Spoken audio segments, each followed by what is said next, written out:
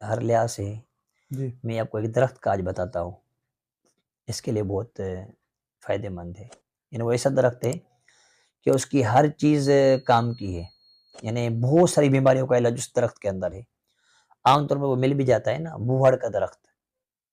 English میں آپ پتہ نہیں اس کو کیا کہیں گے، بنیان نام ہے شاید. بنیان نام ہے. جی بوہڑ کا درخت جو ہے یہ بہت نفع بخش ہے اس حوالے سے، خون کے حوالے سے.